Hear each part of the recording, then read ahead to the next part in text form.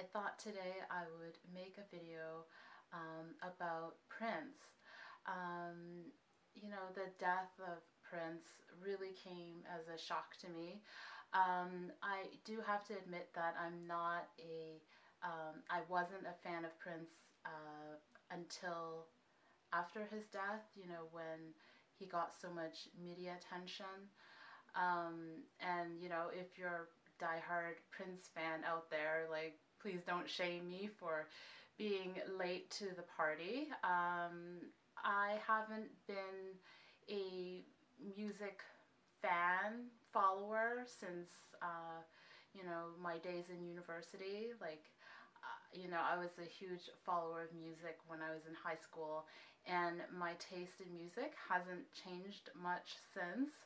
I'm still a huge fan of bands like Air and Phoenix and people like Feist. I just haven't really followed music, and I had no idea what Prince's music, like, what he was up to as of late. But all this media attention, I felt really drawn to check him out and to check out his recent albums. And I downloaded Hit and Run 1 and 2, and I was just blown away by it. It's just so current, and I'm just blown away by the music. Like, if you really want an album that you can dance to, you gotta check out, like, Hit and Run 1 for sure. And let's get into the reason why I'm doing this video. I wanted to make a video relating to his personal numerology. I'm a certified numerologist, and I wanted to talk about his numbers because I think a lot of people, or he even might have felt misunderstood, but the numerology really explains it all. And I just wanted to share my understanding of him with you and really give insight about his personality. Some things that people might not have realized about him that he probably felt, and he might not have understood it, so he might not have found ways to get around it. So Prince, he was born June 7th, 1958, which makes him a 9 life path. And when you're a 9 life path, you're naturally charismatic. Like, people are naturally drawn to you for whatever reason. Like, you might not even know why, like, why people are drawn to you, but you just feel this energy that draws you to people who are 9 life paths. And people really tend to admire you, and then there's other people who are going to be really jealous of you, and also people who are going to feel intimidated, and they don't know why either. And I think a lot of people felt that about Prince, like people in his life. He would have been a huge perfectionist. Like, he's hard on himself, but that desire to be somewhat perfect would have been projected onto the people around him as well. Always striving for excellence.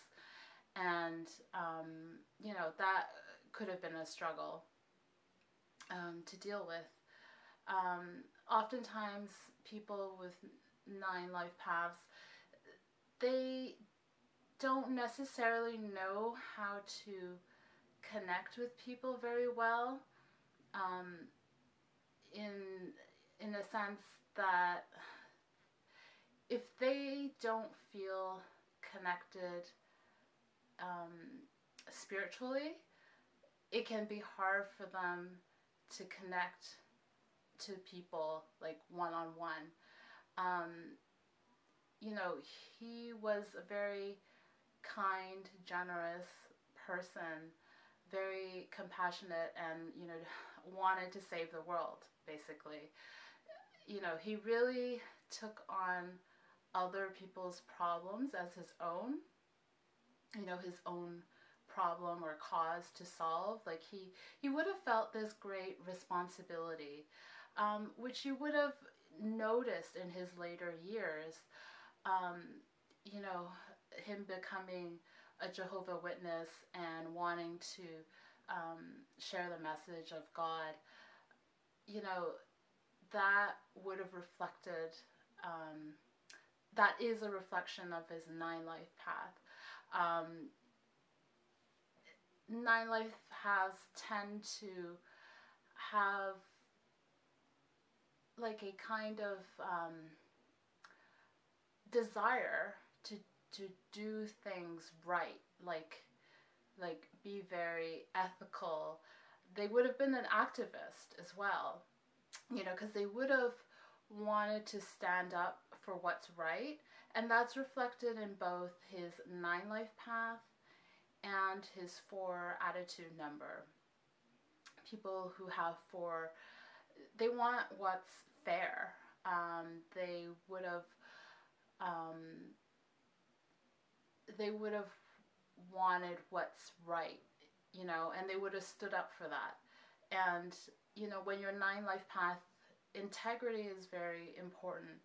9 life paths, they don't want to be hypocritical. So they tend to become role models, like unknowingly, because so many people would have felt drawn to him and viewed him as a kind of role model. And you could see that in his music because, you know, he fought with the record labels for what he thought wasn't fair. And this would have been, you know, something that he not only felt he was doing for himself, but for other people as well, like for the whole industry as a whole. Like he wanted to shake things up, to see change in the industry, you know, not just for himself, but for other people, for other artists, you know, because he wanted, you know, things to be right in the world. Another number I want to look at for him is he was born on a 7-day.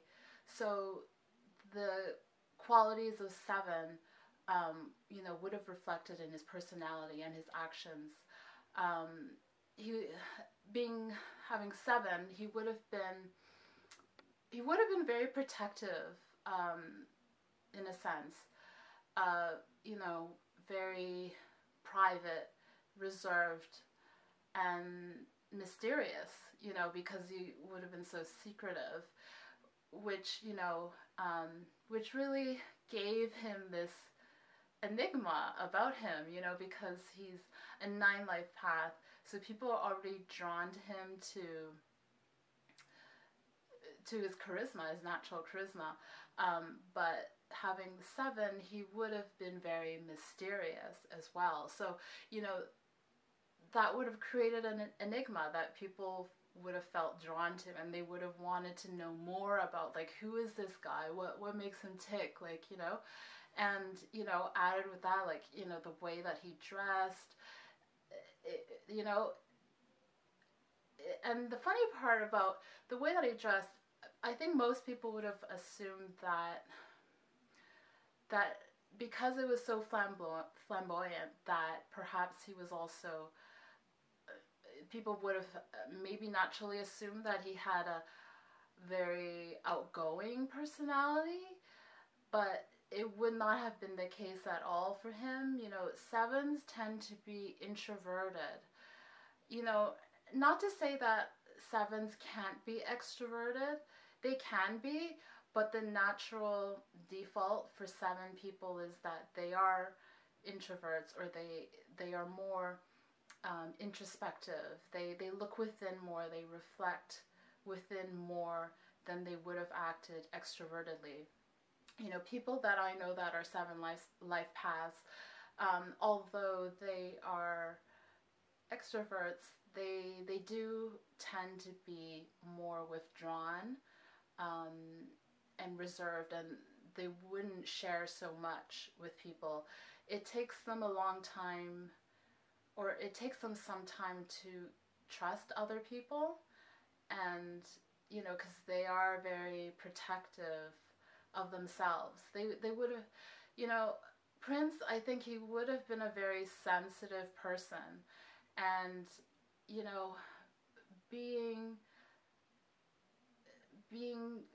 the way that he was, like, I think he was protecting himself, his own sensitivity, being guarded, to protect himself, there would have been a lot of things that he wouldn't have wanted to share with people. And part of that, it has to do with his own intuition, his trust in himself. When you don't trust yourself, it's hard to know if you can trust other people. And so that would have been something that he would have been dealing with in his life. And especially being, famous, it gets even harder. It gets harder to trust people because you don't know what other people's intentions are. And I think some people would have probably thought that he was intimidating because he was quite quiet, and I think it's a kind of misunderstanding. Seven people tend to, they they would prefer that people go to them than the other way around, only because there's a kind of awkwardness that sevens feel. It's hard for them to connect with people unless they feel a real, genuine connection. They don't trust right away. They have to get to know you before they will open up. It takes them longer than most people. It takes longer for a seven person to gain, to feel that they could trust other people. So I think that's why he would have been so protective. Not only because of his status and that he has to protect himself, he, as a celebrity, as an artist, but as a person as well. So I'm sure he had a lot of secrets, and people like him would have, I think he would have put like secret messages in his work. Only because sevens are like that. I find that seven people are very witty. They would have had inside jokes as well. So I think it would be very interesting to look at his work now, knowing that, and, maybe trying to figure out what he was referring to in a song or what he was really trying to say. I think it would be a very interesting thing to look at now. And sevens, they have a very vast imagination. I would say a very almost crazy imagination, like a crazy, wild imagination. I would say that he was thinking a lot. People who have seven in their numerology, they think a lot, to the point of getting insomnia because they're so busy analyzing. And he would have enjoyed like analyzing things and getting, you know, new information, research, and knowledge. You know, he also had the 4 attitude number. So that type of person really enjoys research, learning new things, and then sharing it with other people. So I can just imagine that he would have, you know, he could have spent a long time on the internet, or reading, or watching YouTube, or, you know, researching something that caught his interest. Also, you know, having the 7, being born on a 7 day, they would have been, you know, 7 people tend to have a very spiritual life. They might not embrace it in the beginning, you know, at the start of their life, but they're the type of people that want to discover their faith for themselves. They're not the type of people where you can just tell them something and they'll believe it. They tend to have a level of skepticism, but at the same time, they're very curious and they want to know. So he would have spent a lot of time finding out things for himself. He would have been very curious about things about like life and death, or spirituality, like the afterworld. You know, what is God? What am I meant to do here? Like, what is my purpose here on earth? All kinds of really esoteric topics. He would have been interested in that. And you will definitely notice that as a theme in his music. You know, like, he incorporated a lot of what would have been religious prayers or songs into his music. Like, he fused it into his lyrics or his music. And I think that's, you know, maybe why people were so drawn to him. Like, and, you know, it was a new way of doing things. He was a 1 destiny number, so, you know, I think, you know, with ones, they are very innovative and original. Like, it's very important to them to be authentic, and be true to who they are. And I think that, you know, that is so indicative of his personality, you know, fusing things that are not conventionally done, and he would have done that. And, you know, ones, they love to be independent. It's very important for them to be independent. So it makes sense that, like, he wanted control of his music, his, you know, his art, like what it was, how it was being used, and you know, having control over that would have been very important to him. And, you know, with the destiny number, it's all about how you will express your life purpose. Like, that's what the destiny number is about. And, you know, with he fulfilled his purpose by being independent, by being innovative and original, and being a leader as well. He had the grand vision of things, you know, being the 9 life path that he would have had a very grand vision, which he clearly displayed through Paisley Park. I mean, how many people have 2 recording studios, you know, and other, you know, like a gymnasium and a concert hall and like a wardrobe department too, like employing 10 people. Like that's really big thinking. Sorry about that. I'll turn that off.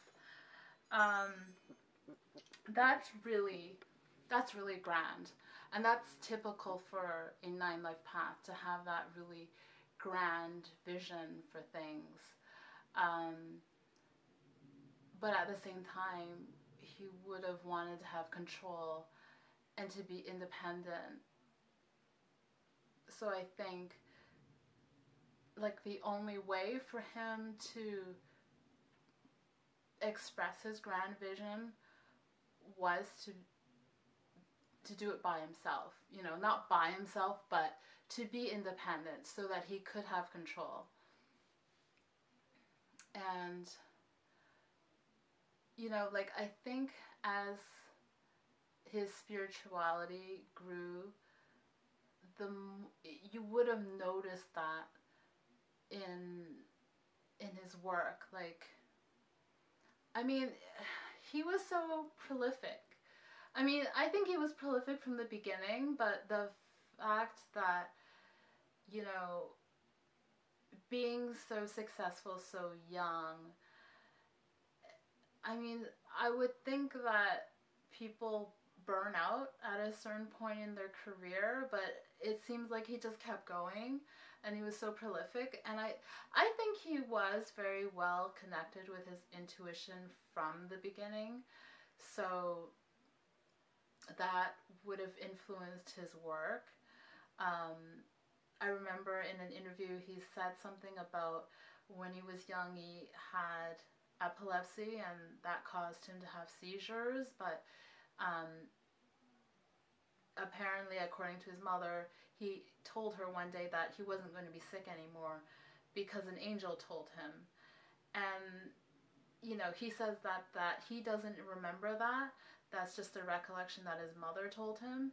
But I do believe that, like, about him, that he would have had these types of, you know, spiritual experiences even at a young age. And, you know, being connected with that.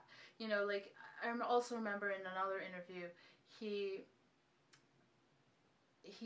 had, you know, when he was dealing with Warner Brothers and, you know, having that dispute, in a meditation that he was having, you know, he felt his soul telling him to change his name to a symbol.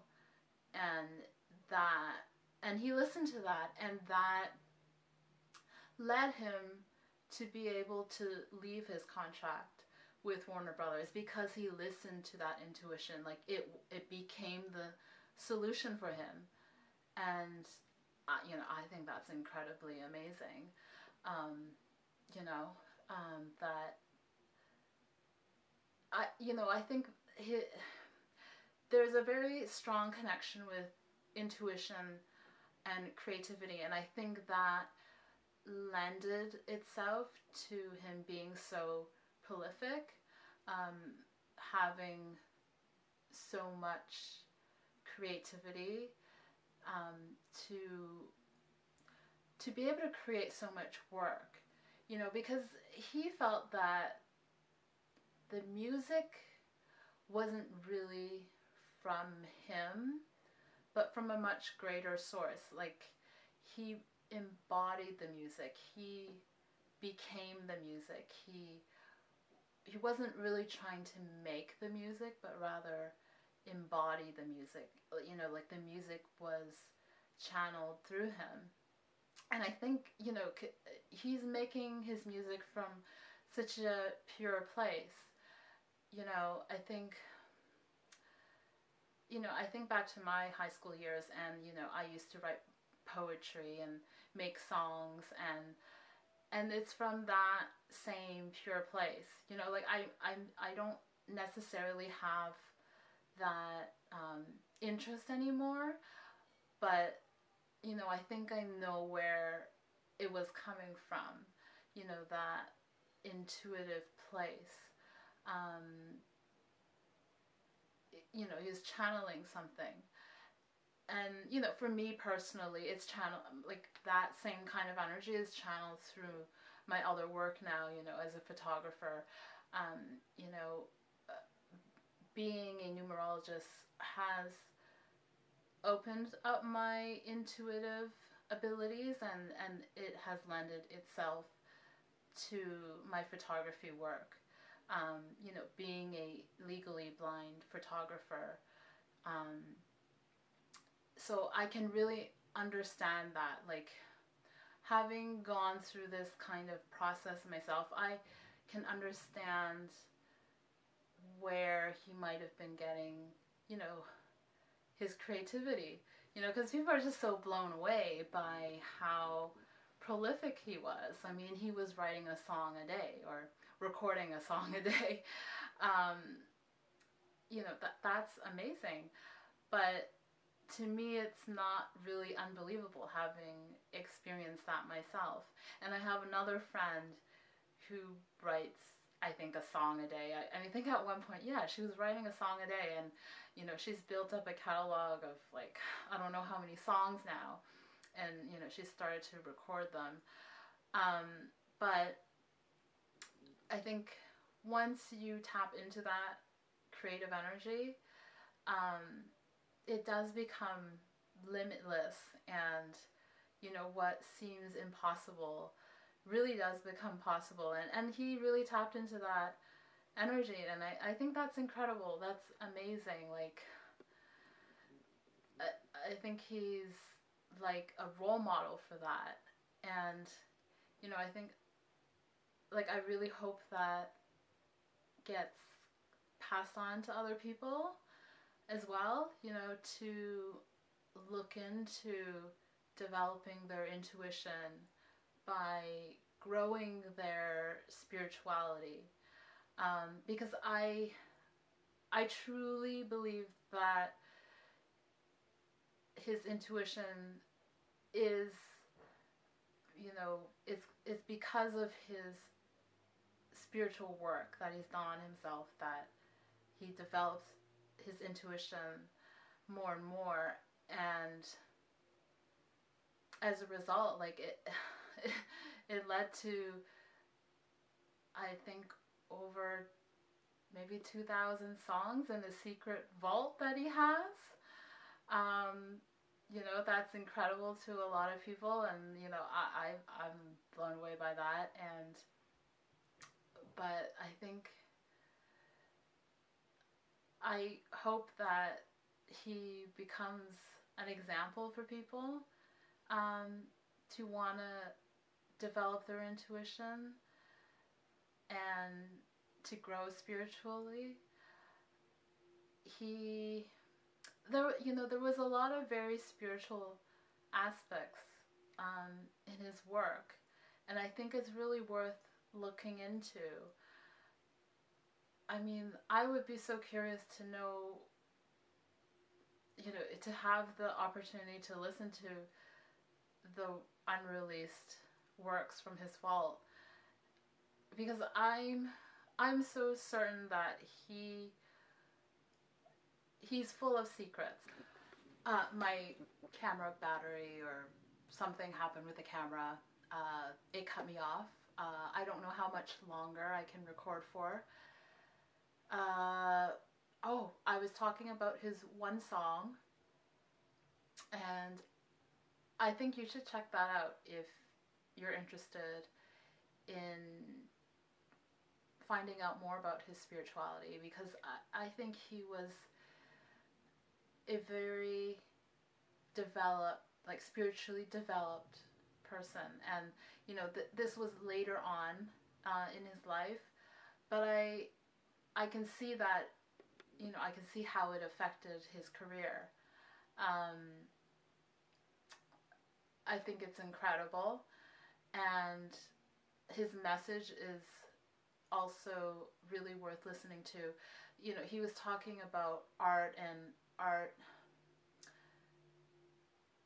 you know, people saying that art is a reflection of society, but it's not really. Well, it is, but it doesn't have to be. It's a choice. You know, the art that we create gets reflected back to us. So it's actually very important, the type of art or music, what we're being influenced by, what are we listening to, because it gets projected back into our own realities, because we are all creators of our own reality, and he clearly really understood that. And I think that's why you see a shift in his music, later on, and I think because he really realized that he was a role model to other people, because I think like some of his music early on had a lot of profanity in it, and he realized that he was a role model to people, and he really wanted to take responsibility for it, to be a good role model, for other people, either to his younger fans or to just people in general, because later on in his career, he didn't use swear words anymore, and he wouldn't perform the songs that had the swear words, or he would have changed the lyrics a bit, because he understood that that he is a role model. I think when you're young, you don't necessarily know that you're a role model until later on, as you get wiser. and he got that, so you saw that shift in his work. But don't get me wrong, he's still very expressive. He hasn't stopped expressing sexuality in his work, but he's doing it in a less gritty way. He's kind of respecting sexuality more, in his later works.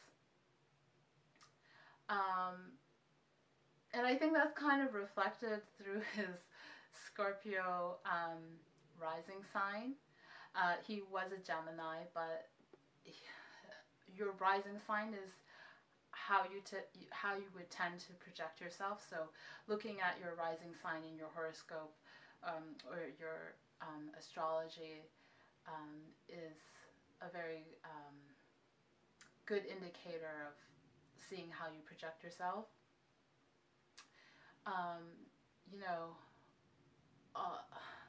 I think it's very interesting because it is a very big juxtaposition, being a Gemini. Geminis tend to be very outgoing type of people. They may have a kind of split personality at times, but because Gemini is ruled by Mercury, it would have been that he has, that Geminis have an outgoing personality, but you offset that with Scorpio.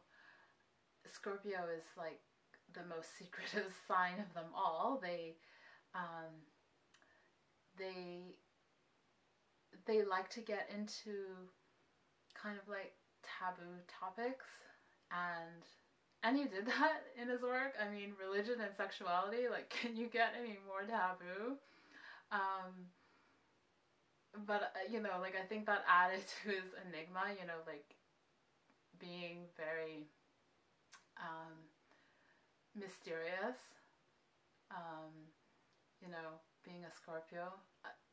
This guy's full of secrets, I'm telling you, which really adds to his enigma. And I think it was wise that he kept things to himself, because it made it even more attractive, to draw in fans.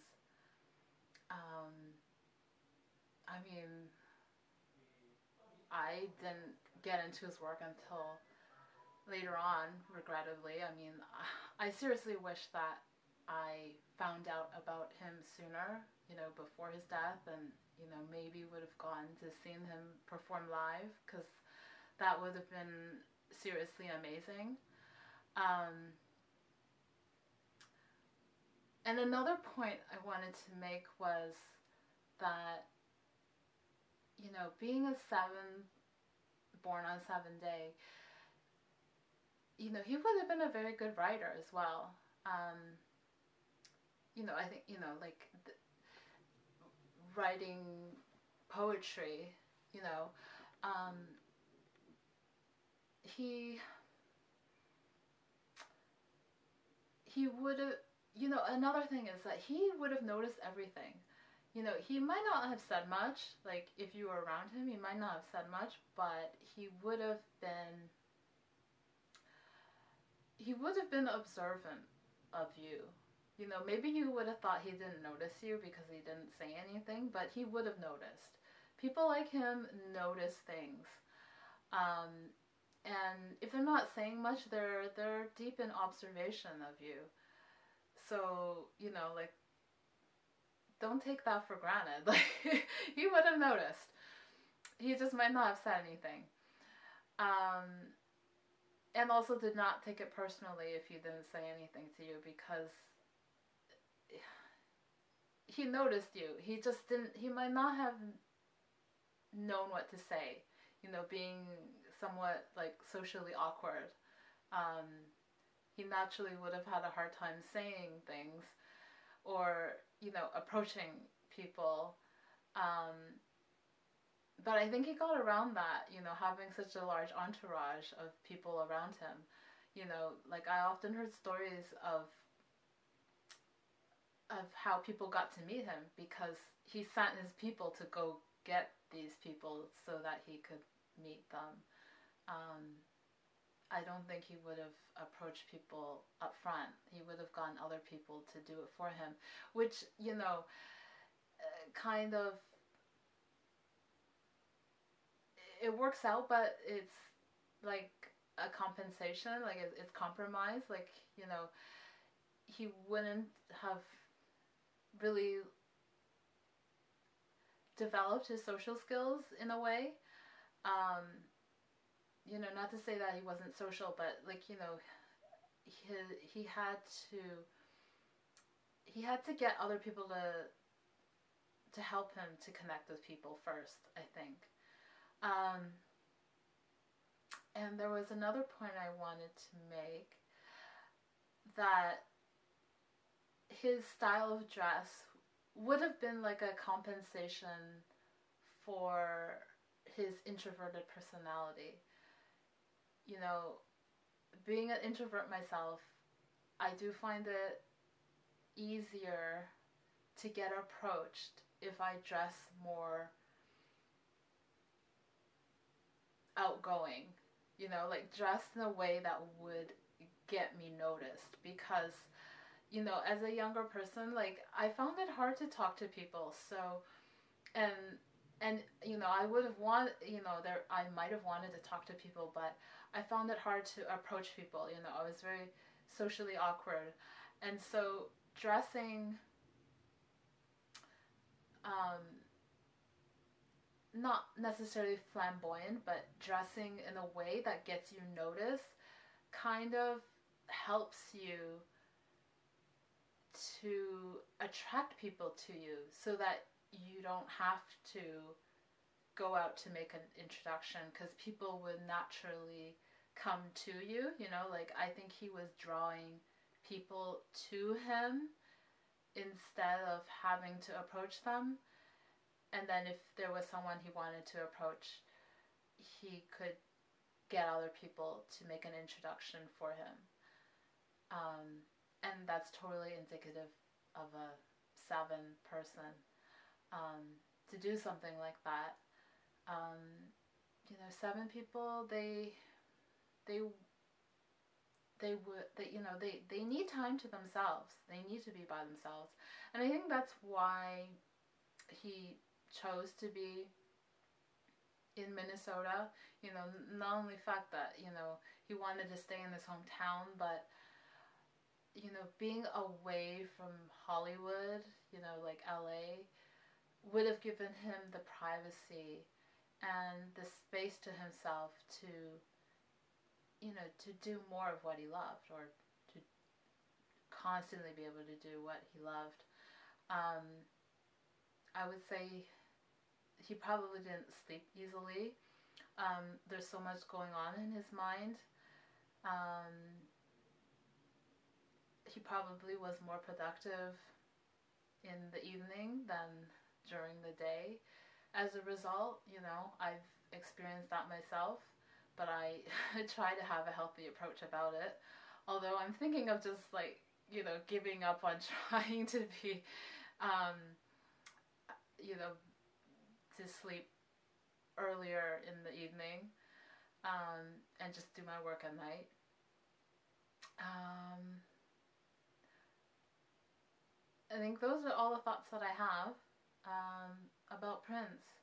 I hope that you got some insight about Prince that you might not have otherwise, and maybe you will recognize these traits as you look back on his life. If you are watching his interviews or reading an interview of his, you may be able to spot these characteristics, and maybe now you will know why he is the way that he is.